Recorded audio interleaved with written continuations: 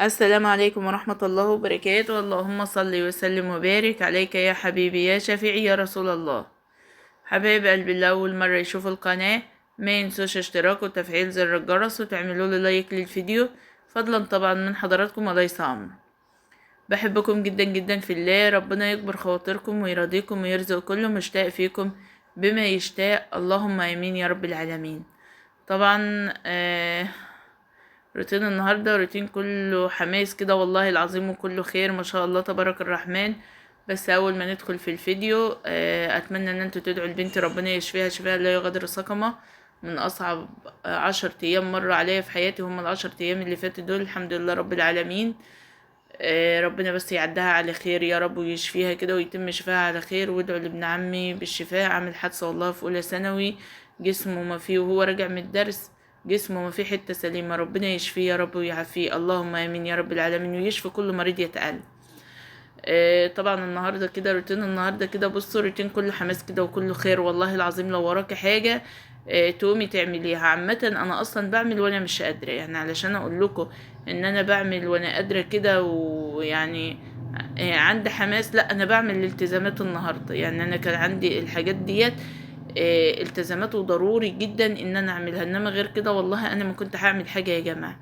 بس طبعا انتوا عارفين ان عدم نزول الفيديوهات معناها وقفان حال، ومعناها ان الربح مش هينزل ولا هنقبض. فيعني كل واحد بيسعى فينا على اكل عيش، وربنا يرزقنا ويرزقكم بالرزق الحلال الواسع، اللهم امين يا رب العالمين. طبعا جيت كده بعد ولادي ما راحوا المدرسة بيتوكلوا على الله كده كلهم ما شاء الله، يعني بصحوا من بداية من 6:30 كده. عندي ملك بنت فترة صباحية بتقوم الساعة بتقوم الساعة كده يا دوبك 5 والله، لأن هما بيطلعوا من البيت 6:30. وعند أحمد وملك فترة صباحية برضو، بس بقى ايه يعني اللي هي اليوم الدراسي الكامل، يعني ان هما مش وراهم فترة تانية، فبيقوموا ايه متأخر شوية، يعني ممكن يقوموا 6:30، انما ملك بتطلع من البيت 6:30. ربنا يوفقهم يا رب، اللهم امين يا رب العالمين، ويوقف لهم ولاد الحلال، اللهم امين. فجيت طبعا بعد ما توكلوا على الله كده مشوا، قلت ايه لما اشغل غسالة، لان الهدوم ده كلها عندي ضرورية جدا. وعندي طبعا كان امبارح الجو يعني كان فيه تراب بطريقة انا مانيش عارفة ايه ده يا جماعة، والله العظيم مداخل البيوت ما بنشوفها. يعني يمكن الشارع بيبقى انضف عندنا من البلكونات، يمكن احنا كمننا في الارياف وكده وعلى الطريق، يمكن هو ده الحاجة اللي ايه اللي تعبانة شوية. بس هنعمل ايه، ربنا يدينا الصحة يا رب. طبعا مسكت كده فرشة المقشة، طبعا حضراتكم عارفين ان انا كل يوم اخر النهار كده بمسك المقشات عندي، بقوم غسلاها واقوم مظبطاها ومنشرها. انا لو المقشة مش مغسولة انا استحالة من استحالات الزمن ان انا احطها على شباك ولا انضف بها اي حاجة.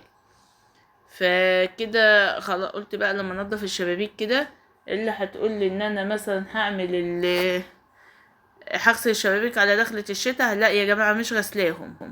فالجو بدأ معانا بتراب وبدأ معانا كده يا جماعة، فخسارة ان احنا نغسل الشبابيك او الشيش او اي حاجة. بس اللهم صل على محمد وعلى آل محمد. لو يا حبايب قلبي اللهم صل على محمد، لو يعني ايه الشباك يعني حسينا ان هو مش نضيف، فطبعا ده يعني ايه بتبقى كده بيبقى فيه ضروريات. طبعا جيت بقى على البلكونات كده، قلت اول حاجة ان انا هبدأ بالبلكونات. غسلتها زي ما حضراتكم شايفين كده، نضفت البرامج والشباك والشيش بتاع البلكونة، وقمت جايبة كده الحلة ده اصلا كنت بحول بها مية، وجيت بقى خليت البلكونة زي ما حضراتكم شايفين كده ما شاء الله تبارك الرحمن. غسلتها غسلة محترمة يعني يا جماعة والله العظيم. قلت علشان ايه اخد راحتي في الوقت ده، اصلا انا كنت مشغلة الغسالة وبدأت ان انا اغسل. النهاردة طبعا يوم السوق، روتين يوم السوق ده طبعا البيت بيبقى بيتملى خير، بيتملى خير. طبعا كان عندي شوية طيور كده عايزة ابيع منهم، اخف منهم كده، منهم يخفوا الاكل. من الناحية التانية ان انا محتاجة طلبات في البيت، يعني انا كنت محتاجة طلبات في البيت. كل الطماطم النهاردة ب15 جنيه. الليمون انا مش متذكرة تمنه ولا الخيار ولا كده، علشان هو انا بعت ابو ايمان هو اللي راح السوق جاب الحاجات دي، بصراحة انا ما روحتش. بس بالنسبة للبلاستيكيات والحاجات دي فانا جبتها من جنب البيت، لان اللي اجت خدت منه الطيور جابت لي الحاجات دي. الطماطم جاب سمك، قلت له ما تجيبش الا نوع واحد بس سمك. عند الشبت طبعا عارفه ان هو للرابطه ب5 جنيه. الجرجير اي نوع خضار برضو ب5 جنيه. الطماطم، لان الطماطم هو كان بيقول لي وهو بيكشف على امان كيلو الطماطم كان في الكرنس بلد جنبنا كده ب30 جنيه. فهو بيقول ده الطماطم النهارده ب15 جنيه. قلت ما شاء الله. طبعا ده كده بقى البلاستيكيات ديت يا جماعه، ال3 كوبايات دول ب10 جنيه. والسله الصغيره دي انا جايباها للمشابك، جايباها عيل ليا يحطها على مكتبه، ورقه كده. زي ما قلت لحضراتكم انا والله ما متذكره تمن الخيار والليمون، ما اتذكرتش الا تمن الطماطم. والتونه ديت ما شاء الله ولا قوه الا بالله، مختلفه جدا عن تونه السوق اللي فات. هو بأمان قال انا هجيب نوعين سمك، قلت له لا، هو نوع واحد بس. وربنا يديمها نعمه يا رب علينا. علشان ايه؟ العيال بيبقى النوعين دول يا جماعه بفيض منه، ولما بفيض بيبقى رخم. جبت برضو الدرق ده، درق المية ده، هو انا جايباه اصلا مش عشان استخدمه، انا جايباه علشان اعينه نعيشنا وكلنا عمر رمضان. وجبت كيلو وربع عدس، الكيلو وربع عدس عاملين 100 جنيه. ده برضو زي ما قلت لحضراتكم من اللي جالي، من اللي جات لي يعني، اللي بتجيلي قدام البيت. باخد منها الحاجات دي البلاستيكيات، وهي بتاخد منه طيور. يعني انا ما بديش فلوس يا جماعه، انا ببيع طيور وبجيب الحاجات دي. وجبت طبعا منها البلاستيكيات دي لان انا اصلا بحب البلاستيكيات، بحب شراء البلاستيكيات بطريقه اكنه مرض والله العظيم. هي منها بتنفع، عايزه اغسل حاجه، عايزه اعجن كده. وجبت منها كمان كرتونه الزيت دي. كرتونه الزيت عامله كام يا جماعه؟ الكيلو كامل يا جماعه عامل اللهم صل على محمد. يعني الكرتونه دي عامله 670 او 680، لا 670 لا 680. مش متذكرة قوي يعني، بس هو ده الازازة الكيلو الكامل. فانا جبت منها ايه؟ جبت كرتونة. خلصت كده المشتريات والسوق، وبدأت ان انا استف حاجتي. اللي هيروح التلاجة راح، واللي اتحط طبعا حاجة الخزين ديت، لان كرتونة الزيت دي بتكفيني مسافة ياما. فحطيتها هي والعدس وكده. وبجيب العدس ده بقى ايه؟ يعني علشان لو عنده طيور ايه، اللهم صل على محمد، عفوا يا جماعة، لو عنده انفار مفاجئ كده، يعني زي اللي كانوا عنده النهارده. بس لسه الفيديو هينزل لكم ان شاء الله، نعيشنا وكلنا عمره بكره ان شاء الله. طبعا اخدت السمك غسلته غسيل كويس جدا ونقعته بليمون وخل. وقمت جاي زي ما حضراتكم شايفين، جبت الحوقي وقمت بدهنه، حاطه في ارضيه الحوقي ده زيت، وقمت جايه دهن السمك، حاطاه في مصفى الاول اتصفى. وجيت قمت برده كده، وقمت مقلبه السمكه في الرده، وحطيتها في الحوق، وحطيت عليهم شويه زيت. ايه التحديقه بقى بتاعه السمك؟